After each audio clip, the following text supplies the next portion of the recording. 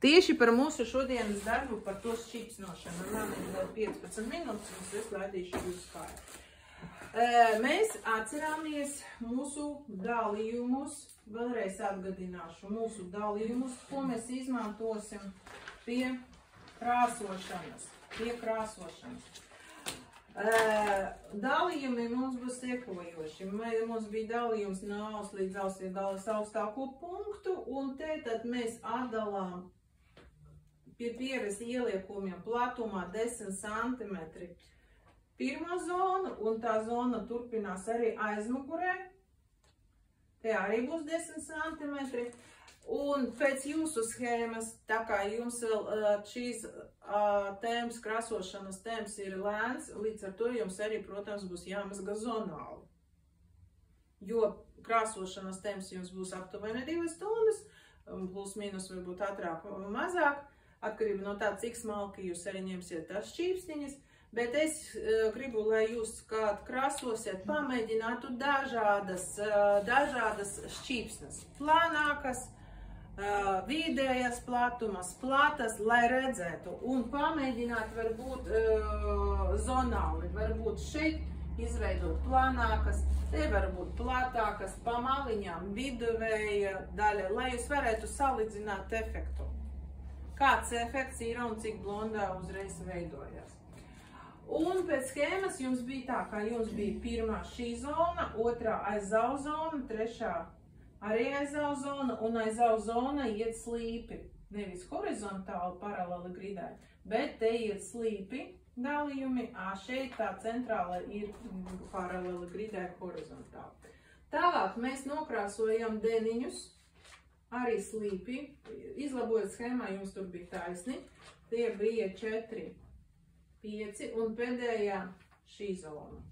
Ja jūs sagatavosiet vienu bļodiņu uzreiz krāsu visai galvai, protams, jums kamēr nokrāsosiet pēdējo, visa krāsa bļodiņa izgarosies un viņi vienkārši nestrādās. Tātad jums jāsagatavo krāsu pa 10 grāmiem šī zonai, 10 grāmi šī un šī, 10 grāmi svaigu šo un varbūt 5 šo. Skatoties, cik viņi ir liela un tā plata. Tad līdz ar to jums arī jābūt 5 reizes, sagatavošanas 5 reizes. Vai 4. Skatoties arī, kāds jums ir temps. Tas ir tāda klasiska krāsošanas schēma. Un tad, kad jums, piemēram, jau uz folijas ar flomasteru jūs, kad nokrāsosiet šī zonu, jūs varat sarakstīt, kad jūs viņu pabeidzāt. Piemēram, pabeidzāt 10-20. Un tad, pirmā pārbaude būs pēc 20 minūtēm. Tad 10-40 jums būs pirmā pārbaude. Ko jūs darat? Jūs atvērat foliju un skatāties rezultātu. Kāds ir rezultāts? Un pieņemat lēmumu, vai jūs dabūjāt to gaišumu, vai nedabūjāt. Ja nedabūjāt, tad turām tālāk. Un nākamā pārbaude jums būs vēl pēc 10-15 minūtes. Un tad 10, piemēram, 55 vai 10.05 būs otrā pārbaude. Es sarežģīju 10-15 minūtes otrā pārbaude. Un tāpēc tam pēc 10 minūtēm trešā pārbaude. Un optimālais aptuveni laiks ir šeit 40-50 minūtes. Tad, kad jūs sasniedzat rezultātu, un tad jums jau jāmazgā šī zonu ārā. Tāpat tāda paša pieeja pie katra zonas un arī mazgājuma zonām. Nērti, ļoti liels čakars, mums tas nepatīk. Tā mazgāšana, kā mēs varam kompensēt savu darbu, lai izmazgātu vismaz vienu pakausi atsevišķi, priekšu atsevišķi. Un, lai nebūtu tā katrai zonai atsevišķa mazgāšana. Mēs varam kompensēt strādājot ar dažādām ūdeņražu pārskāpēm. Tātad, jūs varat, kā es personīgi strādāju, jūs sapratīsiet, jā? Kāda zona ir, manuprāt, ir vissvarīgākā galvai klientam. Sejas zonai, tas ir tā priekšējā daļa, komerczona, kura ir vissvarīgākā, kurai vajag būt izcilai. Savas šķīrsnes es vienmēr sāku no šīs zonas. Tas ir mana pieredze. Jūs varat sākt arī no aizmugurēs. Kāju jums jāizmēģina gan tā, ja jūs varēsiet izvēlēties savu tehniku. Klasiskā tehnikā, ja kamēr mēs mācāmies, jūs tā, kas jums ir rādītā uz schēmas. Dzīves tehnika mazliet savādākā. Tātad man pirmā zona ir šitā. Un te es izmantoju 2,1 vai 3% ūdeņražu pārskāpi. Visu zemāku, vismazāku, jo viņi stāv ilgi.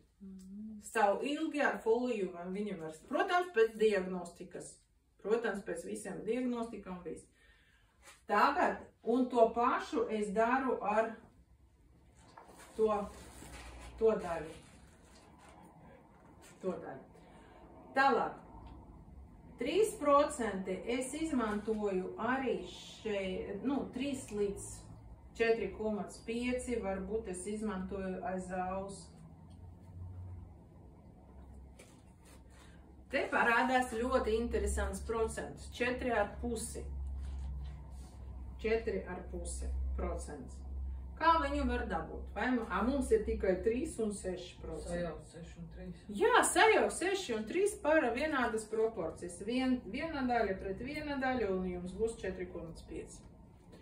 3 plus 6 plus 9 un 9 reiz 2, 4,5. Jūs varat arī tā miksēt procentus, kādus jums vajag. Varbūt jums 3 ir pa masā, 6 ir pa daudz. Tālāk, deniņi ir plāni mati. Parasti ir plāni mati. Arī šeit dažreiz ir pietiekoši 3 vai 4,5%. Tā es daru, ja mati ir, piemēram, kā vidējais, vai gaiši brūni, es latviešu pielāks labāk tā, latviešu pelēks,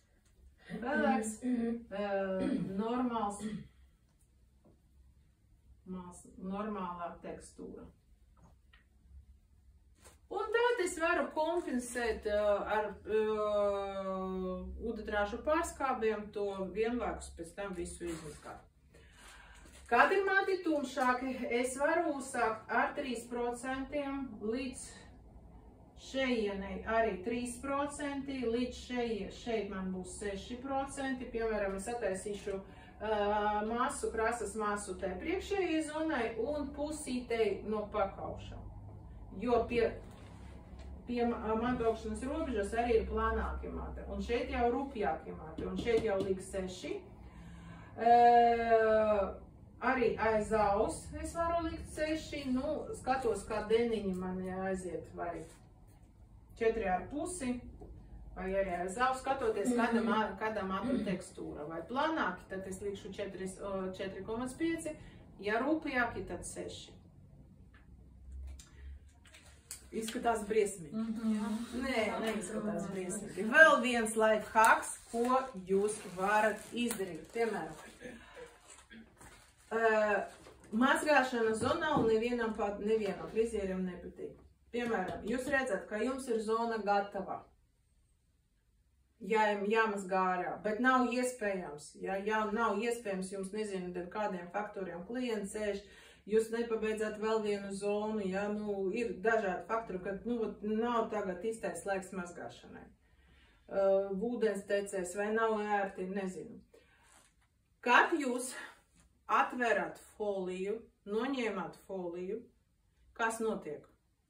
Izgaro skābeklis ārā gaisā. Kāpēc folijā reakcija ir tāda spēcīga? Tāpēc, kā viss gaiss, kurš izgaro ķīmiskas reakcijas rezultātā, paliek folijā.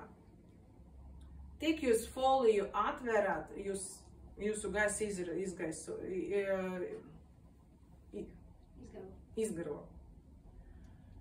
Atverat foliju, gaisa izgaro, reakcija samazinās, visa aktīva reakcija beidzās.